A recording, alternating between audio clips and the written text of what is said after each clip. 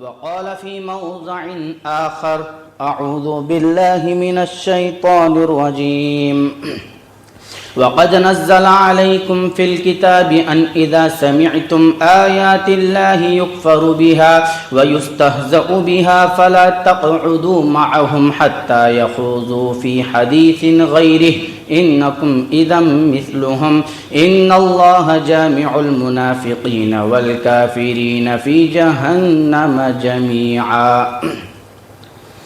معزز حاضرین جمعہ، میری پیاری اسلامی ماؤں اور بہنوں، تمام قسم کی تعریف، توصیف، بڑائی، بزرگی، کبریائی اس وحدہ لا شریک کے لیے لائق و زیبا ہے جو سارے جہانوں کا پالن نہار ہے. سبحان اللہ و بحمدہ سبحان اللہ العظیم. درود و سلام کا نزول ہو میرے اور آپ کے آخری نبی جناب احمد مجتبی محمد مصطفیٰ صلی اللہ علیہ وسلم پر. عزیزان ملت، آج کے اس خطبہ جمعہ کی مناسبت سے ایک اہم موضوع لے کر کے آپ لوگوں کی خدمت میں حاضر ہوا ہوں. یہ عنوان بہت ہی اہم اور حساس ہے، وہ یہ کہ سب کو پڑھو سب کو سنو کی حقیقت. بات کو آگے لے جانے سے قبل اس بات کی دوبارہ وضاحت کر دینا مناسب سمجھتا ہوں. ابھی بھی بہت سارے لوگ ایسے ہیں جنہیں اس بات کا علم نہیں ہے کہ منہج سلف کس کو کہتے ہیں. وہ ابھی بھی مرد ہو کہ خواتین ہو، بچے ہو کہ بوڑھے، ابھی بھی اس اہم جو دین اسلام کی بنیاد ہے، رکن ہے، اساس ہے، اس کے بغیر آپ دین کی تعلیمات پر عمل نہیں کر سکتے ہیں. اسی جملے سے ابھی بھی بہت سارے لوگ ناواقفیت رکھتے ہیں. سادے اور سیدھے سادے الفاظ میں منہج سلف کس کو کہتے ہیں، اس کو اچھی طریقے سے اپنے دماغ میں بٹھا لے اور حفظ کر لیجئے گا.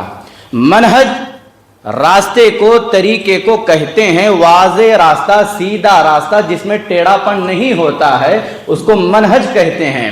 سلف کس کو کہتے ہیں؟ جو ہم سے پہلے گزرے ہوئے جو لوگ ہیں، صحابہ، تابعین، تبع تابعین، ان کو سلف کہا جاتا ہے.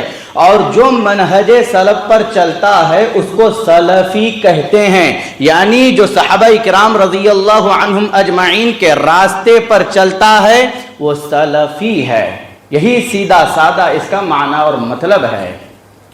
اللہ رب العالمین کی توفیق سے منہج سلف پر چلنے والے اور منہج سلف کی نشر و اشاعت کرنے والے، یعنی اس راستے کی نشر و اشاعت کرنے والے، اس راستے کو پھیلانے والے، دین اسلام کی تعلیمات کو ویسے ہی پیش کرنے والے جیسے حضرات صحابہ اکرام رضی اللہ عنہم اجمعین نے عمل کیا ہے اور امت کے سامنے پیش کیا ہے. اس راستے پر چلنے والے وہی قلب و جگر رکھتے ہیں، آج بھی وہی دل اور جگر رکھتے ہیں جو نبی صلی اللہ علیہ وسلم کے زمانے سے لے کر آج تک اس راستے پر چلنے والوں نے رکھا ہے. انہیں اس بات سے فرق نہیں پڑتا ہے کہ لوگ کیا کہیں گے، لوگ کیا سمجھیں گے. انہیں اس بات سے فرق ہی نہیں پڑتا ہے کہ لوگوں کی طعن و تشنیع سے انہیں کوئی فرق نہیں پڑتا ہے، اور نہ ہی انہیں اس بات سے فرق پڑتا ہے کہ کوئی قریب آ رہا ہے اور کون دور جا رہا ہے، اور نہ انہیں اس بات سے فرق پڑتا ہے کہ لوگ ان کی تعریفیں کر رہے ہیں یا لوگ ان کی مذمت بیان کر رہے ہیں. اگر انہیں فرق پڑتا ہے تو شریعت اسلامیہ کی تعلیمات میں ملاوٹ کرنے والوں سے فرق پڑتا ہے.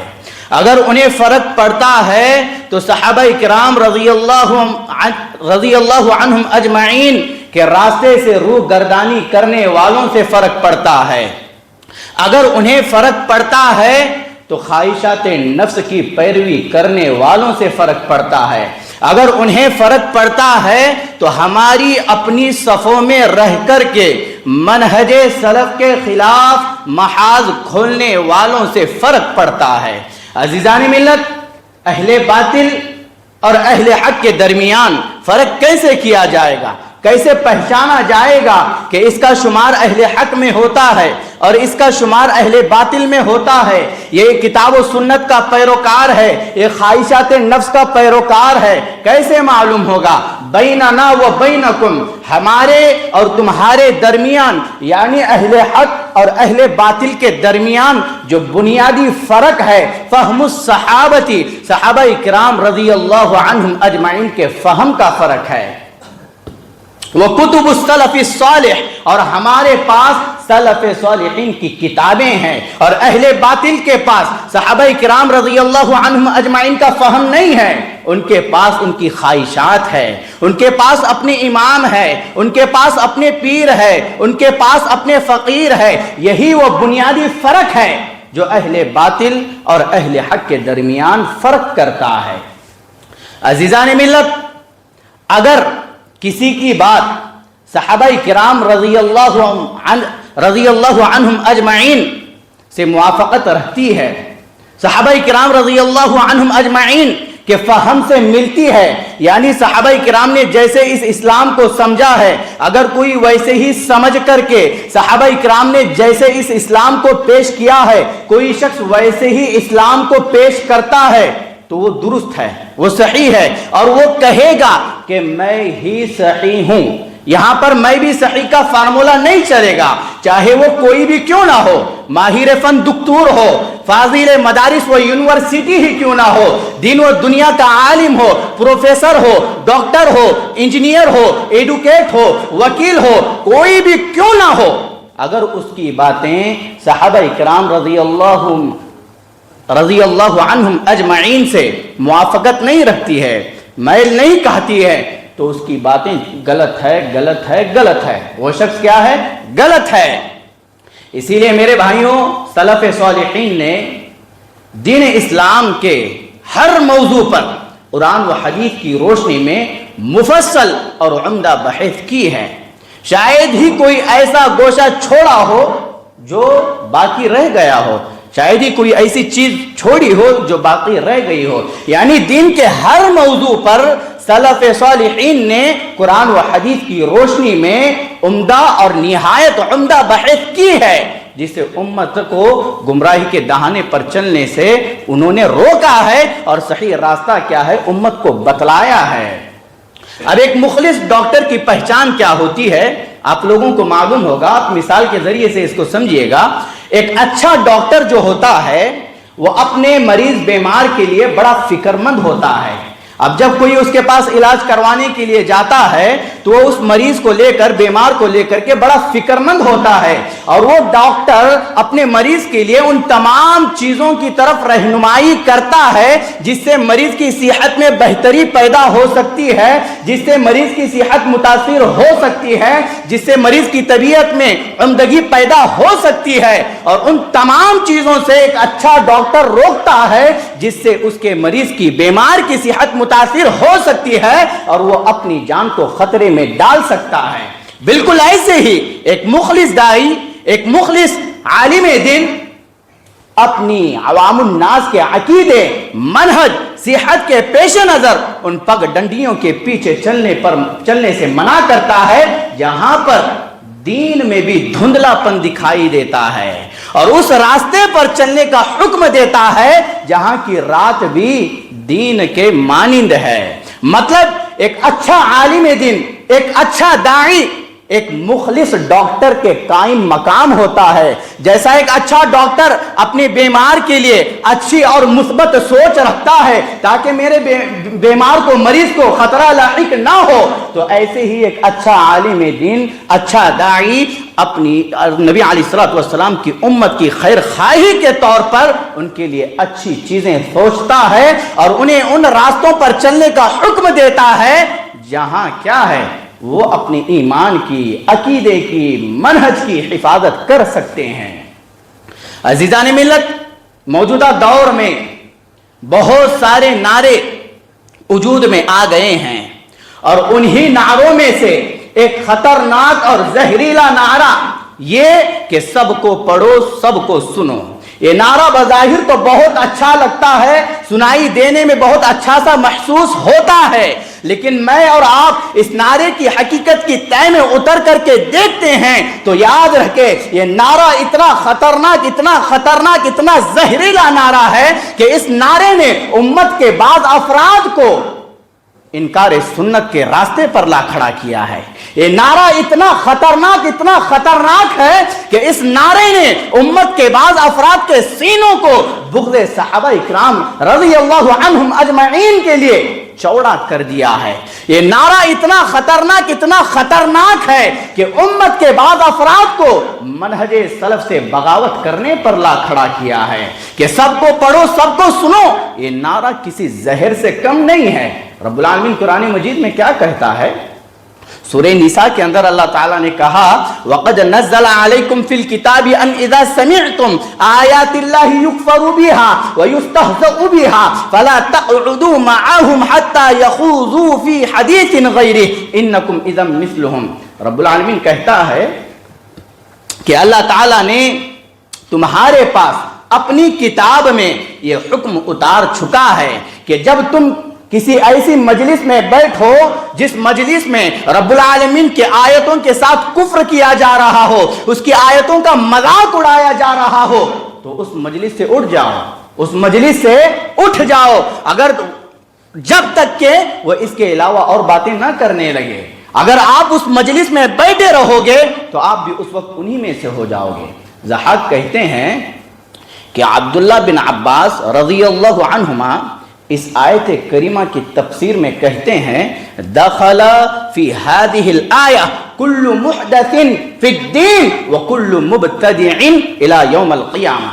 کہتے ہیں کہ اس آیت کریمہ میں قیامت تک آنے والے وہ تمام لوگ شامل ہیں جو دین میں نئی نئی چیزیں ایجاد کرتے ہیں جو اہل بدعت ہے۔ اور شیخ سعدی رحمہ اللہ کہتے ہیں اس آیت کریمہ کے بارے میں وَكَذَلِكَ الْمُبْتَدِعُونَ عَلَىٰ اخْتِلَافِ أَنْوَاعِهِمْ، کہتے ہیں کہ اس آیت کریمہ میں اہل بدعت اپنے تمام اقسام کے ساتھ شامل ہے۔ اب رب العالمین کے اس فرمان کو آپ اپنی آنکھوں کے سامنے رکھیں، اور دو اقوال میں نے آپ لوگوں کی خدمت میں پیش کیے ہیں اختصار کے ساتھ۔ اس کے علاوہ بہت سارے اقوال بھرے پڑے ہیں جو مجھے اور آپ کو اس بات کا پیغام دیتے ہیں کہ اہل بدعت کی مجالس کو نہیں اختیار کیا جائے گا۔ خواہ اہل بدعت کی مجالس اختیار کرنے کی جو بھی شکل ہمارے یہاں پر پائی جا رہی ہے، اب چاہے وہ بالمشافہ ہو، یعنی ایک شخص بیٹھا ہوا ہے اور بدعتی اس کے سامنے بیٹھ کر کے اس کو درس دے رہا ہے، یہ ایک شکل ہے، یعنی روبرو اس سے شریعت کے علوم کو حاصل کرنا، یا سوشل نیٹ ورک کے ذریعے سے یوٹیوب ہو یا اور پلیٹ فارم ہو سوشل میڈیا کے کسی بھی ناحیے سے، یا ان کی کتابوں کو ہاتھ میں لے کر کے پڑھنا ہو، ہر ناحیے سے، ہر اعتبار سے اہل بدعت کی مجالس کو اختیار نہیں کیا جائے گا، ان سے شریعت کے علوم کو حاصل نہیں کیا جائے گا۔ اگر آپ کے پاس طاقت ہے، استطاعت ہے، اگر آپ ان کی مجالس میں بیٹھتے ہیں اور ان کی غلط بیانیوں پر نکیر کرنے کی آپ کے پاس طاقت ہے تو آپ ان پر نکیر کریں گے، جو کہ ہمارا فرض منصبی ہے۔ اس پر آپ نے پورا خطبہ جمعہ سن چکا ہے۔ میرے بھائیوں، اہل بدعت کی مجالس میں بیٹھ کر کے ان سے استفادہ، ان سے فائدہ اٹھانے کی ذرہ برابر بھی شریعت مجھ کو اور آپ کو گنجائش نہیں دیتی ہے۔ اور ان لوگوں کے اصول پر، ان لوگوں کے پھس پھسے نعرے پر نہ جانا جو کہتے ہیں کہ ہر کسی کو پڑھا جائے، ہر کسی کو سنا جائے، اور جو حق باتیں ہو انہیں لی جائے، اور جو حق باتیں نہیں ہیں انہیں چھوڑ دیا جائے۔ اور بات تو یہ بھی کہتے ہیں کہ جن کے یہاں پر بہت سارا انحراف پایا جاتا ہے، جن کے یہاں پر بہت سارا عقدی بگاڑ ہے، ان کے پاس بگاڑ تو ہے، اچھائیاں بھی ہوگی نا، یہی باتیں کہتے ہیں۔ بھائی وہ بھی تو قرآن و حدیث کی باتیں کرتے ہیں، وہ بھی اچھے اچھے واقعات، قصے، کہانیاں بیان کرتے ہیں، قرآنی آیتیں پیش کرتے ہیں، احادیث مبارکہ کو پیش کرتے ہیں۔ تو میرے بھائیوں یاد رکھیں، وہ بھی قرآن کی بات کرتے ہیں، احادیث مبارکہ کی بات کرتے ہیں، لیکن سلف صالحین کے فہم کے مطابق نہیں، اپنے خواہشات کے مطابق پیش کرتے ہیں۔ اب میں اس کی بہت ساری مثالیں ہیں۔ ہمارے علماء کرام نے اہل بدعت، ہاں خواہش پرستوں کو سننے سے سختی کے ساتھ روکا ہے۔ اب اس کی مثالیں دیکھ لو۔ اب عورتیں، ہماری عورتوں کی بات کریں یا پھر مردوں کی بات کریں، ہمارے علماء نے کافی رد کر دیے ہیں، کافی تحریریں لکھ چکے ہیں کہ اہل باطل کو نہ سنا جائے۔ قرآن و حدیث کی روشنی میں، ائمہ سلف کے اقوال کی روشنی میں اس بات کو ثابت کر دیا ہے کہ اہل بدعت سے علم حاصل نہیں کیا جا سکتا ہے۔ اب ہمارے بہت ساری عورتیں، مرد حضرات ڈاکٹر ذاکر نائک کو سنتے ہیں، ایک زمانے سے سن لیتے آ رہے ہیں۔ اب جب انہیں کہا جائے کہ بھائی نہ سنیں تو ان کو جھٹکا لگ جاتا ہے، یہ مولوی صاحب یہ کیا بات کہہ دیے بھائی، اتنے بڑے عالم، بھائی میری اوقات کیا ہے، میں ایک ادنا سا طالب علم ہوں، لیکن ہمارے اکابر علماء کرام نے سختی کے ساتھ منع کیا ہے نہ سنا جائے۔ اب ان کی گمراہیوں کو، بد عقیدگیوں کو آپ کے سامنے پیش کیا جائے تو پورا جمعہ ختم ہو جائے گا، لیکن ان کی بد عقیدگیاں ختم نہیں ہوگی۔ اتنا انحراف ڈاکٹر ذاکر نائک صاحب کے پاس پایا جاتا ہے۔ وہ سرے بڑے محفل میں، کل قیامت کے دن جب اللہ تعالیٰ جنتیوں کو جنت میں داخل کرے گا تو وہ دیدار الہی کا انکار کر رہے ہیں کہ اعلیٰ لیول کے جو مومنین ہوں گے وہی اللہ کا دیدار کریں گے، اور جو نیچے طبقے کے مومنین ہوں گے ان کو اللہ تعالیٰ کا دیدار نصیب نہیں ہوگا۔ لیکن قرآن و حدیث کے دلائل، اسلاف امت کے اقوال اس بات پر شاہد ہے کہ کل قیامت کے دن جنت میں ہر مومن رب العالمین کا دیدار کرے گا۔ اب ڈاکٹر صاحب یہ بات کہتے ہیں لیکن سمجھنے والوں کو یہ بات سمجھ نہیں آتی ہے۔ بھائی اس سے آدمی کا ایمان متاثر ہو سکتا ہے، یہ بہت ہی خطرناک بات انہوں نے کہی ہے۔ اور ایک مثال لے لو، جب ان کا انٹرویو لیا گیا، ان سے پوچھا گیا کہ آپ اپنا آئیڈیل کس کو مانتے ہیں، آپ اپنا ہیرو کس کو مانتے ہیں، تو ڈاکٹر ذاکر نائک صاحب نے بڑی صراحت کے ساتھ اس بات کو کہا ہے کہ میں اپنا آئیڈیل رہنما ڈاکٹر اسرار کو مانتا ہوں۔ ایک گمراہ مفسر ہے، ڈاکٹر ذاکر نائک کہتے ہیں کہ میں اس کو اپنا آئیڈیل مانتا ہوں۔ اب اور اتنی ہی بات نہیں ہے، ڈاکٹر ذاکر نائک صاحب اخوانی علماء کو اپنا رہبر و رہنما کے طور پر پیش کر رہے ہیں۔ کون اخوانی؟ جو حکومت الہیہ کے لیے غلط ڈھونگ رچنے والے، غلط خیالات، افکار کو امت کے سامنے پیش کر کے قرآن و حدیث کی تعلیمات کے ساتھ روگردانی کرنے والے، یہ اخوانی لوگوں کو ڈاکٹر ذاکر نائک صاحب اپنا ہیرو آئیڈیل مانتے ہیں۔ اب ہماری خواتین ان کو سنتی ہے، اب ہمارے مرد بھی ان کو سنتے ہیں اور کہتے ہیں کہ نا بھائی ایسی بات نہ کہنا، ان کے پاس غلط بیانیاں بھی ہوں گی، غلط چیزیں بھی ہوں گی، لیکن اچھائیاں بھی تو ان کے پاس ہوں گی نا۔ بہت سارا خیر انہوں نے کیا ہے، بہت ساری اچھائیاں انہوں نے جمع کی ہے۔ تو میرے بھائیوں یاد رکھیں، شریعت اسلامیہ کا یہ اصول ہے کہ آدمی جب بڑے محفل، بڑے مجموعے میں غلط بیانیاں کرتا ہے تو وہاں پر اس کی اچھائیوں کو نہیں دیکھی جائے گی۔ شریعت اسلامیہ سے آپ مثالیں لے لیں۔ عبداللہ بن عمر رضی اللہ عنہما کے پاس دو تابعین نے معبد الجہنی کی مذمت کر رہے تھے، اس کے بارے میں برا بھلا کہہ رہے تھے، تو عبداللہ بن عمر رضی اللہ عنہما سن کر کے اس کی تعریف نہیں کی کہ انہوں نے اچھائیاں بھی کی ہے، اس کے پاس خیر بھی ہے، اس کا رد کیا اور کہا کہ معبد الجہنی سے اگر آپ کی ملاقات ہوتی ہے تو اس سے کہنا کہ میں اس سے بری ہوں۔ اور عبداللہ بن عباس رضی اللہ عنہما جب خوارج سے مناظرہ کرنے کے لیے گئے تو وہاں جا کر کے یہ نہیں کہا کہ آپ بڑے نمازی ہو، متقی ہو، پرہیزگار ہو، اللہ سے ڈرنے والے ہو، آپ کی نمازوں کی کیا باتیں، آپ کی روزوں کی کیا باتیں۔ اللہ کے نبی علیہ الصلوۃ والسلام نے جن کے بارے میں کہا یہ خوارج ہے، کہا کہ ان کی نمازیں اتنی زیادہ ہوں گی نا، اگر آپ ان کی نمازوں کو، اپنی نمازوں کو میچ کرو گے تو آپ اپنی نمازوں کو ان کی نمازوں کے سامنے پھیکا سمجھو گے۔ اگر ان کے روزوں کو آپ دیکھیں گے تو آپ اپنے روزوں کو ان کے روزوں کے سامنے پھیکا سمجھو گے۔ کس کو کہہ رہے ہیں؟ اللہ کے رسول صلی اللہ علیہ وسلم صحابہ اکرام رضی اللہ عنہم اجمعین سے کہہ رہے ہیں۔ جب عبداللہ بن عباس رضی اللہ عنہما خوارج کے پاس جاتے ہیں، ان سے مناظرہ کرتے ہیں تو ان کی تعریف وہاں پر بیان نہیں کرتے ہیں، ان کی مذمت، ان پر رد کرتے ہیں اور پھر مناظرہ ختم کر کے وہاں سے نکل جاتے ہیں۔ تو بے شمار مثالیں شریعت اسلامیہ میں بھری پڑی ہے، کتنی مثالیں آپ لوگوں کے سامنے پیش کی جائے۔ بھائیوں یہاں پر اچھائیاں نہیں دیکھی جائے گی، امت کا جو نقصان کیا جا رہا ہے، امت کو جو نقصان پہنچایا جا رہا ہے اس کو دیکھا جائے گا۔ اور یہ اتنا خطرناک نعرہ ہے میرے بھائیوں کہ سب کو پڑھو، سب کو سنو۔ میرے بھائیوں اس نعرے نے امت کا بہت زیادہ نقصان کر دیا ہے، خون کے آنسو رونے کا مقام ہے۔ اور یہ اہل بدعت، خواہش پرستوں کا یہ طریقہ رہا ہے ہمیشہ، وہ اپنی مجلسوں کا آغاز اچھی باتوں سے ہی کرتے ہیں. جب میدان جم جاتا ہے، جب ان کو نظر آتا ہے کہ لوگ ان کی باتوں میں پھنسنے لگے ہیں، تو پھر وہ کیا کرتے ہیں؟ شرک کے، بدعت کے چور دروازے کھول دیتے ہیں، بدعتوں کو ہوا دیتے ہیں. اور پھر کیا کرتے ہیں؟ اللہ رب العالمین کا جو حق ہے، اللہ رب العالمین کا جو حق ہے کہ کائنات میں تصرف کرنا، یہ کس کا حق ہے؟ اللہ کا حق ہے. اب یہ مولوی لوگ کیا کرتے ہیں؟ یہ پیری فقیری لوگ، کھیلنے والے لوگ کیا کرتے ہیں؟ اپنی پگڑیوں کو سجاتے ہیں، جیبوں کو گرم کرتے ہیں، اور اس کائنات کے نظام کو جو اللہ رب العالمین کا حق ہے، اس حق کو اٹھا کر کے کتبوں، ابدالوں کے ہاتھ میں تھما دیتے ہیں. اب ایک جاہل لوگ ان کی محفل میں بیٹھا رہے گا، اس کو کیا معلوم؟ ان کی پہلیاں سنے گا اور نعرہ تکبیر اللہ اکبر اللہ اکبر کہتا رہے گا، اور ان کی بدعقیدگیوں کا شکار ہو جائے گا.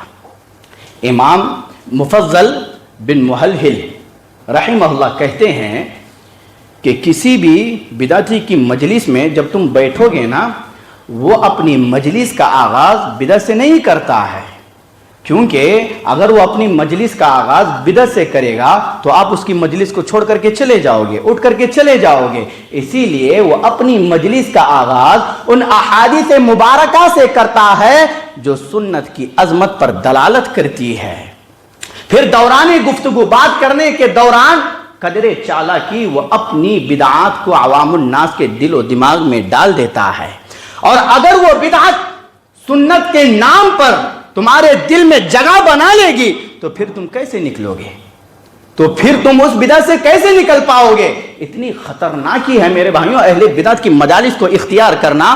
بھائیوں ان کا یہ شیوا، یہ طریقہ ہے کہ وہ اپنی مجلس کا آغاز قرآن و حدیث کی باتوں سے ہی کرتے ہیں. جب انہیں لگتا ہے کہ اب عوام ان کی باتوں میں پھنس رہی ہے تو وہ عوام کو گمراہ کر دیتے ہیں. پھر گمراہ کر کے چھوڑتے نہیں ہیں، گمراہ کر کے اپنے پاس پکڑے رکھتے ہیں اور ان کے ہاتھوں میں ایسے لٹریچر تھما دیتے ہیں کہ ان کی گمراہی میں مزید پختگی پیدا ہوتی ہے.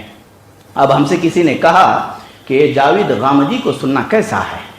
کسی نے پوچھا کہ جاوید غامدی کو سننا کیسا ہے؟ میں نے کہا بھائی یہ منکر سنت ہے، یہ حدیثوں کا انکار کرنے والا آدمی ہے. اب وہ شخص مجھ سے کہتا ہے بھائی وہ کب حدیثوں کا انکار کرتا ہے؟ وہ تو حدیثوں کو بیان کرتا ہے نا. میں نے کہا جاوید غامدی کا یہ عقیدہ ہے کہ وہ کہتا ہے کہ مسلمانوں کے عقائد کو احادیث سے ثابت نہیں کیا جا سکتا ہے.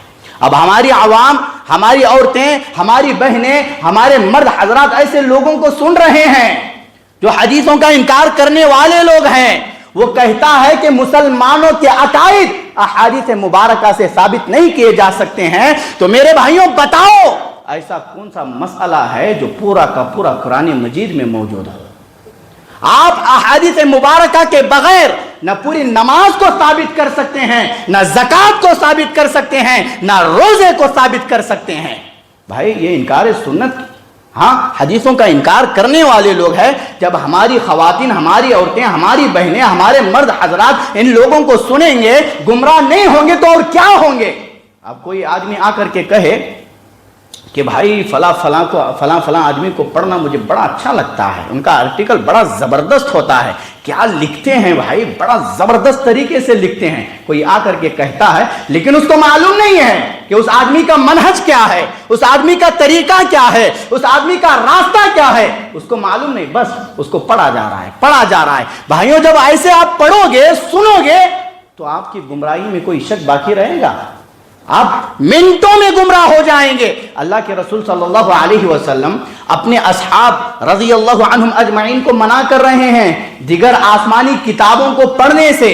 یہ آج کل کی کتابیں نہیں ہیں، دیگر آسمانی کتابوں کو پڑھنے سے اللہ کے رسول صلی اللہ علیہ وسلم اپنے صحابہ کرام رضی اللہ عنہم اجمعین کو منع کر رہے ہیں. کیوں منع کر رہے ہیں؟ کیونکہ ان آسمانی کتابوں میں تحریف ہو چکی ہے، تبدیل ہو چکی ہے، حق کے ساتھ باطل کی ملاوٹ ہو چکی ہے. اگر تم پڑھو گے تو گمراہ ہو جاؤ گے. اللہ کے نبی علیہ الصلوۃ والسلام کا دور ہے، صحابہ کرام رضی اللہ عنہم اجمعین ہے، ان سے اللہ کے رسول کہہ رہے ہیں، تو میری اور آپ کی کیا بات ہے؟ اللہ کے رسول صلی اللہ علیہ وسلم نے، جابر رضی اللہ عنہ کہتے ہیں کہ عمر بن خطاب رضی اللہ عنہ یہودیوں کی کتابوں کا بعض نسخہ لے کر کے اللہ کے رسول صلی اللہ علیہ وسلم کے پاس آئے. جب آئے تو اللہ کے رسول صلی اللہ علیہ وسلم نے ان کی تھپتپائی نہیں کی, ان کو شاباشی نہیں دی, واہ واہ کیا کام کر رہے ہو, حق کے ساتھ تم باطل کو بھی پڑھ رہے ہو. ہاں نہیں, اللہ کے رسول صلی اللہ علیہ وسلم نے منع کیا, روکا اور کہا امتحوکون یا ابن الخطاب والذی نفسی بیدہ لقد جئتکم بها بیضاء نقیۃ لا تسألوهم عن شيء فيخبركم بحق فتكذبوا به أو بباطل فتصدقوا به والذي نفسي بيده لو أن موسى كان حيا ما وسعه إلا أن يتبعني. مسند احمد کی روایت ہے. اللہ کے رسول صلی اللہ علیہ وسلم نے کہا, اے عمر بن خطاب, کیا تم ابھی بھی متردد ہو, تردد میں پڑے ہوئے ہو؟ اس ذات کی قسم ہے جس کے ہاتھ میں میری جان ہے, میں تمہارے پاس ایسی صاف ستھری شریعت لے کر کے آیا ہوں, یعنی ان یہودیوں سے کچھ نہ پوچھا کرو. اگر وہ آپ کو حق بات بتلائیں گے تو آپ اس بات کو جھٹلا دو گے, اس بات کی تکذیب کرو گے. اگر وہ تمہیں کوئی غلط بات بتائیں گے تو اس غلط بات کو آپ سچ مان بیٹھو گے. اس ذات کی قسم جس کے ہاتھ میں میری جان ہے, اگر موسیٰ علیہ السلام بھی زندہ ہوتے تو انہیں میری اتباع کے بغیر کوئی چارہ نہ ہوتا. اللہ کے رسول صلی اللہ علیہ وسلم جس شخصیت کو منع کر رہے ہیں وہ عمر بن خطاب رضی اللہ عنہ ہے, اور یہ بات بتا رہے ہیں اگر تم ان کی کتابوں کو پڑھو گے تو یاد رکھنا وہ تمہیں کوئی غلط بات بتا دیں گے اور تم اس بات کو سچ سمجھ کر کے اپنے دل میں بٹا لو گے, اور یہی تمہارے گمراہ ہونے کے لیے کافی ہو جائے گا. اور آج بھی عوام الناس علماء حق, علماء سلف کو چھوڑ کر, داعیان کتاب و سنت کو چھوڑ کر ایسے لوگوں کو سن رہے ہیں جو اماموں کی طرف دعوت دینے والے ہیں, جو پیروں کی طرف بلانے والے ہیں, جو فقیری مرشدی کا کھیل کھیلنے والے لوگ ہیں, جو انکار سنت کا پرچار کرنے والے ہیں, جو خواہشات نفس میں ڈوبے ہوئے لوگ ہیں. ایسے لوگوں کو آج یہ امت سن رہی ہے. جب ایسے لوگوں کو آپ سنو گے تو یاد رکھنا آپ کے جو ذہنی توازن ہے وہ کمزور ہو جائے گا, آپ کی دماغی حالت کمزور ہو جائے گی, اور آپ سمجھ نہیں پاؤ گے کہ حق کیا ہے, باطل کیا ہے. پھر آپ حق کو باطل کے ساتھ ملاؤ گے, باطل کو حق کے ساتھ ملا بیٹھو گے. اتنا خطرناک نتیجہ اس کا نکلتا ہے, یہ کوئی معمولی چیز نہیں ہے. جب اللہ کے رسول صلی اللہ علیہ وسلم نے عمر بن خطاب رضی اللہ عنہ کو نصیحت کی کہ ان کی کتابیں نہ پڑھنا, تو اس نصیحت کا فائدہ عمر بن خطاب رضی اللہ عنہ پر ہوا. امام ابن تیمیہ رحمہ اللہ کہتے ہیں کہ عمر رضی اللہ عنہ کے دور خلافت میں جب اسکندریہ فتح ہوا تو وہاں پر اہل روم کی بہت ساری کتابیں ملی, وہاں پر اہل روم کی بہت ساری کتابیں ملی. تو عمر رضی اللہ عنہ سے ان کتابوں کے بارے میں پوچھا گیا کہ اے امیر المؤمنین ان کتابوں کا کیا کیا جائے. تو عمر بن خطاب رضی اللہ عنہ نے صراحت کے ساتھ کہا کہ ان کتابوں کو جلا دیا جائے. عمر رضی اللہ عنہ نے ان کتابوں کو جلانے کا حکم دیا اور کہا کہ ہمارے لیے اللہ رب العالمین کی کتاب ہی کافی ہے. عزیزان ملت, میرے اور آپ کے پاس رب کا قرآن موجود ہے, نبی علیہ الصلوۃ والسلام کی احادیث مبارکہ موجود ہے, اور سلف صالحین کا فہم موجود ہے. تو پھر کیوں ہم اہل باطل کو سن رہے ہیں, اہل باطل کی کتابوں کو پڑھ رہے ہیں؟ میرے بھائیوں, یہ کوئی معمولی چیز نہیں ہے. آپ اور میں کیا ہے, ہاں جدید نئے فارغین بھی اپنا راستہ چینج کر لیتے ہیں, جو مدارس میں 7 8 سال پڑھ کر کے بھی وہ اپنا رخ پٹری چینج کر لیتے ہیں. کیوں؟ اہل باطل کو سننے کی وجہ سے, ان کی کتابوں کو پڑھنے کی وجہ سے, ان خواہشات نفس کے پجاریوں کو پڑھنے کی وجہ سے وہ بھی حق کا راستہ چھوڑ دیتے ہیں. اور جب ان کو منہج سلف پر آنے کی دعوت دی جاتی ہے تو وہ کسی ایک کا بھی نہیں سنتے ہیں. اتنا خطرناک نتیجہ اس کا نکلتا ہے گمراہ لوگوں کو سننے کا. اور یہ گمراہیاں, یہ غلط افکار, باطل نظریات اچانک آپ پر اٹیک نہیں کرتے ہیں کہ آپ رات میں سوئے تو صحیح العقیدہ تھے, سلفی تھے, اہل حدیث تھے, کتاب و سنت کے پیروکار تھے, صبح اٹھے تو پھر باطل نظریات و افکار کا شکار ہو گیا. ایسے نہیں ہوتا ہے. یہ غلط نظریات, غلط افکار جن کو آپ پڑھتے ہو, سنتے ہو, ان کی جو غلط بیانیاں ہوتی ہے وہ دبے پاؤں آپ کے دل میں جگہ بنا لیتے ہیں. اور جب وہ غلط بیانیاں آپ کے دل میں جگہ بنا لیتی ہے, جب آپ کے سامنے حق بھی پیش کیا جاتا ہے نا تو آپ اس کو مانتے نہیں ہو. پھر ان حق کی باتوں کو بھی آپ تنگ نظری سے دیکھنا شروع ہو جاتے ہیں. پھر سہولت کاری آپ کے اندر آ جاتی ہے، پھر آپ آسانیاں تلاش کرنے والے بن جاتے ہیں۔ امام مروزی رحمہ اللہ نے امام احمد رحمہ اللہ سے پوچھا کہ میں نے کتاب عاریتاً خرید لی ہے اور اس کتاب میں شریعت کی مخالف چیزیں موجود ہیں، یعنی شریعت کے خلاف چیزیں پائی جا رہی ہے، تو میں اس کتاب کا کیا کروں؟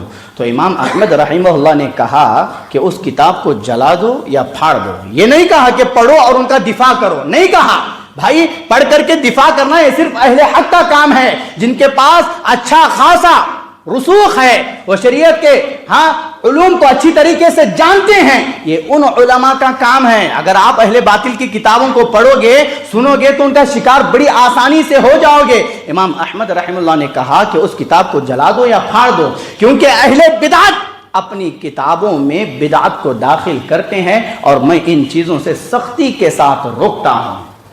عزیزان ملت، اب ان نصوص کو، ان دلائل کو سننے کے باوجود اگر کوئی میری ماں، اگر کوئی میری بہن، اگر کوئی میرا بھائی اس دلدل میں پھنسا ہوا ہے کہ سب کو سنو، سب کو پڑھو، یوٹیوب کے ذریعے سے کوئی آ رہا ہے، اس کو سن رہا ہے، یہ نہیں جان رہا ہے کہ اس کا منہج کیا ہے، اس کا عقیدہ کیا ہے، بس سنے جا رہا ہے، اگر اس دلدل میں پڑے ہوئے ہیں، پھنسے ہوئے ہیں، تو اللہ کے لیے نکل جائے، اللہ کے لیے نکل جائے، ورنہ آپ کو اس دلدل سے اللہ رب العالمین کے سوا کوئی بچا نہیں سکتا ہے۔ یہ دلدل کوئی معمولی نہیں ہے کہ آدمی پھنسا اور نکل گیا۔ بھائی اگر آپ پھنسے ہیں تو فوری طور پر نکلنے کی کوشش کریں، ورنہ یہ دلدل آپ کی آخرت کو تباہ و برباد کر دے گا۔ امام البانی رحمہ اللہ کہتے ہیں کہ بعض نوجوانوں کا تعامل دیکھ کر کے مجھے بڑا تعجب ہوتا ہے۔ بعض نوجوانوں کا تعامل یعنی لوگوں سے جو میل جول ہوتا ہے ان کا، وہ دیکھ کر کے بڑا تعجب ہوتا ہے۔ وہ ہر کسی فصیح اللسان بلیغ الکلام آدمی کو دیکھتے ہیں جس کے پاس فصاحت ہے، بلاغت ہے، کیا کہتا ہے، کیا الفاظ ہے، کیا لہجہ ہے، کیا انداز ہے، اس طریقے سے دیوانے ہو جاتے ہیں اور اس کو سننا شروع ہو جاتے ہیں۔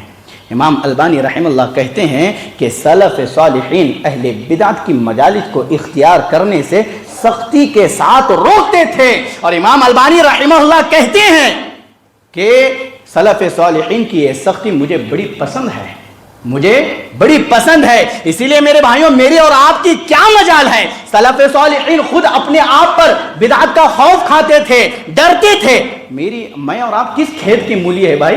میں یا اور آپ سمجھ سکیں گے کہ یہ سنت ہے، یہ بدعت ہے، یہ صحیح ہے، یہ غلط ہے، یہ کیا بیان کر رہا ہے، یہ کیا پیش کر رہا ہے؟ سمجھ سکتے ہیں؟ نہیں سمجھ سکتے ہیں بھائی۔ جب سلف صالحین اپنے آپ پر ڈر محسوس کر رہے ہیں تو میں اور آپ کیوں ہر ایرے غیر نتو خیرے کو سن رہے ہیں، پڑھ رہے ہیں؟ نہیں پڑھنا چاہیے، نہیں سننا چاہیے۔ اور یہ اہل بدعت جو ہوتے ہیں خفیہ انداز میں، بالکل خفیہ طور پر اپنی بد عقیدگیوں کو لوگوں کے اندر، لوگوں کے دل و دماغوں میں ڈالتے ہیں۔ آپ مثال کے ذریعے سے سمجھیے گا تو بات آپ کو سمجھ میں آ جائے گی۔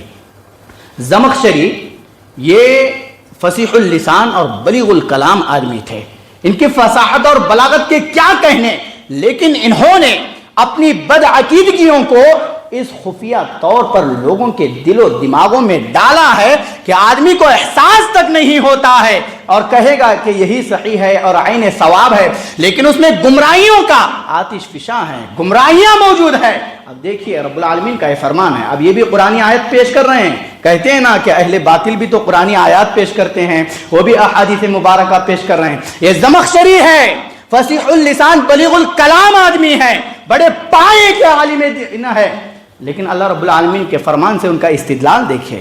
اللہ رب العالمین کہتا ہے قرآن مجید میں فَمَنْ زُحْزِحَ عَنِ النَّارِ وَأُدْخِلَ الْجَنَّةَ فَقَدْ فَازَ، جس کو جہنم سے بچا لیا گیا اور جنت میں ڈال دیا گیا، یہ کامیاب انسان ہے۔ اب زمخشری کہتے ہیں کہ جہنم سے نجات اور جنت کا داخلہ، اس سے بڑی کامیابی کوئی ہو سکتی ہے؟ یہ زمخشری کا کلام ہے۔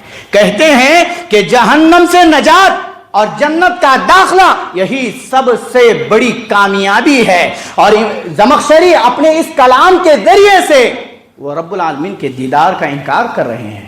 آپ کو معلوم، وہ رب العالمین کے دیدار کا انکار کر رہے ہیں کہ اہل مومن اللہ کو دیکھیں گے، قرآن و حدیث کے دلائل اس پر موجود ہے، لیکن وہ اپنے اس کلام کے ذریعے سے رب العالمین کو دیکھنے کا انکار کر رہے ہیں۔ اب آدمی کیا سمجھے گا؟ وہ تو یہی مانے گا کہ جہنم سے نجات اور جنت میں داخلہ سب سے بڑی کامیابی ہے، واقعی معنوں میں کامیابی ہے، لیکن یاد رہے کہ جہنم سے نجات اور جنت میں داخلے سے عظیم کامیابی اور انعام رب العالمین کا دیدار ہے۔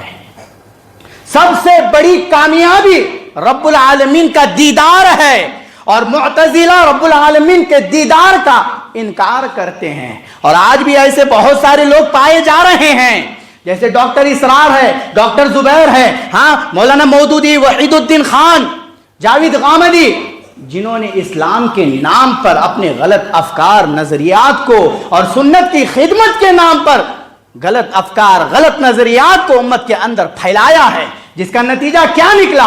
جس کا نتیجہ انکار سنت کا یہ شجرہ زقوم پھلدار ہونے لگا، یہ درخت جو ہے پھلدار ہونے لگا، اور امت کے کئی نوجوان، کئی افراد اپنے عقیدے منہج سے ہاتھ دھو بیٹھے ہیں۔ کیوں؟ ان کو سننے کی وجہ سے، ان کو پڑھنے کی وجہ سے۔ اس لیے میرے بھائیوں، یہ میرا پیغام درد بھرا ہے۔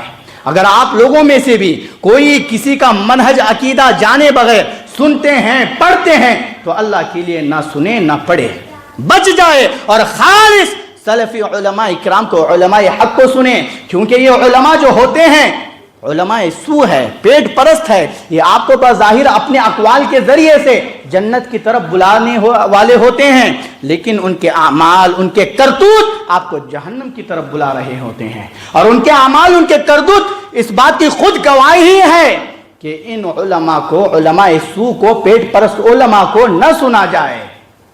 ہمارے اسلاف اپنی امت، نبی علیہ الصلوۃ والسلام کی امت کے بڑے خیر خواہ تھے۔ بھائی آدمی کو کیا ہے، سب کو سنو، سب کو پڑھو کر کے اپنے عقیدے منہج کو برباد نہیں کرنا چاہیے۔ سب کو سنو، سب کو پڑھو، اس سے بچ کر کے اپنے عقیدے اور منہج کی حفاظت کرنی چاہیے۔ سلف صالحین اہل بدعت کی کتابوں کو پڑھنے سے، ان کو سننے سے سختی کے ساتھ منع کرتے تھے۔ امام ابن الجوزی رحمہ اللہ حسن بن صالح رحمہ اللہ کا ایک قول نقل کرتے ہیں، کہتے ہیں کہ شیطان جو ہے نا، ایک ہی کڑوے راستے سے آدمی کو گمراہ نہیں کرتا ہے، اس کے پاس اس کے علاوہ اور بھی بہت ساری راہیں ہوتی ہے، راستے ہوتے ہیں۔ کہتے ہیں ان الشیطان یفتح للعبد 99 بابا من ابواب الخیر لیدرک به بابا واحدا من ابواب الشر۔ کیا کہتے ہیں کہ شیطان انسان کے سامنے 99 خیر کے راستے کھولتا ہے۔ کیوں یہ خیر کے راستے کھول رہا ہے؟ تاکہ اس کو ایک شر کے راستے میں پھنسانے کے لیے، تاکہ وہ اسے ایک شر کے راستے میں پھنسا لے۔ وہ 99 خیر کے راستے کھولتا ہے۔ تو آپ اندازہ لگاؤ کہ یہ اہل بدعت بھی اچھی اچھی باتیں آپ کے سامنے 99 کریں گے، ایک ایسی بات کریں گے جس سے کیا ہے، آپ انہی کے ہو جائیں گے، انہی کے ہو کر کے رہ جائیں گے، اور آپ کے سامنے کتاب و سنت کے دلائل، سلف صالحین کے اقوال، ساری چیزیں بیکار جائیں گی۔ کیوں؟ کیونکہ انہوں نے 99 خیر کے راستے کھولے، اور وہ خیر کے راستوں کو آپ نہیں دیکھیں گے، نظر انداز کر دیں گے۔ ایک شر کا راستہ جس میں آپ جکڑ چکے ہیں، وہاں سے نہیں نکل پائیں گے۔ اسی لیے میرے بھائیوں، ان بربادیوں سے بچنا چاہتے ہیں تو سلف صالحین سے اپنا رشتہ مضبوط کرے، ان سے جڑے رہے، صحابہ اکرام رضی اللہ عنہم اجمعین کے اصول و ضابطوں کے مطابق ہی اپنی زندگیوں کو گزارنے کی کوشش کریں، ورنہ یاد رہے امام ابن بطہ رحمہ اللہ کہتے ہیں کہ ہم نے ایسے بڑے بڑے لوگوں کو بھی دیکھا ہے جو اہل بدعت پر لعن و طعن کیا کرتے تھے، انہیں برا بھلا کہتے تھے، لیکن جب ان کی مجلسوں میں بیٹھنا شروع ہوئے تو انہی کے ہو کر کے رہ گئے۔ کیا کہتے تھے؟ ہم نے ایسے بڑے بڑے لوگوں کو دیکھا ہے جو اہل بدعت پر لعن و طعن کیا کرتے تھے، ان پر رد کرتے تھے، جب ان کے ساتھ بیٹھنے لگے، اٹھنے لگے تو انہی کے نظریات، افکار کے حامل ہو گئے۔ اللہ اکبر کبیرہ۔ میرے بھائیوں، عمران بن حطان، انہوں نے خارجی عورت سے نکاح اس غرض سے کیا تھا کہ اس کو خارجیت سے نکالیں گے، اس کو خارجیت سے باہر نکالیں گے، لیکن ہوا یوں کہ وہی خارجی بن گئے۔ یہ نتیجہ نکلتا ہے۔ تو میرے بھائیوں، اہل بدعت کی مجالس کو نہ اختیار کیا جائے، نہ انہیں پڑھا جائے، نہ انہیں سنا جائے۔ ہر اچھا بولنے والا اچھا نہیں ہوتا ہے، ہر کسی کا انداز اچھا نہیں ہوتا ہے۔ کہ اچھا انداز اپنا لیا تو اس کا مطلب یہ نہیں کہ وہ قرآن و حدیث کو سلف صالحین کے مطابق ہی پیش کر رہا ہے۔ فلاں کیا اچھا بولتا ہے، بھائی فلاں کا مزہ آتا ہے سننے، کیا آرٹیکل ہوتا ہے، کیا لیکچر ہوتا ہے، کیا ان کی کتابیں، کیا صلاحیت، کیا قابلیت، نہ جانا۔ امام ابن سیرین رحمہ اللہ کہتے ہیں، خلاصے کے طور پر یہ بات پیش کر کے اپنی بات کو ختم کرتا ہوں، امام ابن سیرین رحمہ اللہ کہتے ہیں ان ھذا العلم دین فانظروا عمن تأخذون دینکم، یہ جو علم ہے یہ دین ہے، اور تم دیکھو کہ اس علم کو کس سے حاصل کر رہے ہو۔ آپ کو دیکھنا چاہیے کہ بھائی میں کس سے علم حاصل کر رہا ہوں، کیا یہ اہل سنت والجماعت سے تعلق رکھتا ہے، کیا یہ منہج سلف سے تعلق رکھتا ہے، کیا یہ کتاب و سنت کا دعوے دار ہے، کتاب و سنت پر عمل کرنے والا ہے؟ اگر ہے تو اس سے علم حاصل کیا جائے، اگر اسی کے برعکس اگر کوئی خواہشات کی دعوت دینے والا ہے، بلانے والا ہے، بڑے بڑکوں کی باتوں کی طرف بلا رہا ہے، تو ایسے لوگوں کو نہ سنا جائے اور ایسے لوگوں سے علم نہ لیا جائے، ان کی باتوں کو سن کر کے ان کی باتوں پر عمل نہ کیا جائے، ورنہ آپ کی آخرت تباہ و برباد ہوگی، اور جس منہج پر، جس عقیدے پر آج آپ قائم و دائم ہیں، اس عقیدے سے، اس منہج سے ہاتھ دھو بیٹھیں گے۔ ہم رب العالمین سے دعا کرتے ہیں کہ جو کچھ باتیں کہی گئی ہے، الہ العالمین مجھ کو اور آپ کو ان باتوں پر عمل کرنے والا بنائے، اور ہم رب العالمین سے دعا کرتے ہیں کہ ہمارے بھائی جہاں جہاں پریشان حالت میں زندگی گزار رہے ہیں، اللہ رب العالمین ان کی پریشانیوں کو دور فرمائے، اور ہم رب العالمین سے دعا کرتے ہیں کہ ہمارے جو بھائی کتاب و سنت سے، صحیح عقیدوں سے دور ہے، رب العالمین مجھ کو اور آپ کو یہ ذریعہ، یہ سبب بنائے کہ میں اور آپ ان کو صحیح عقیدے کی طرف، کتاب و سنت کی طرف لانے والے بنیں۔ آمین وآخر دعوانا الحمدللہ۔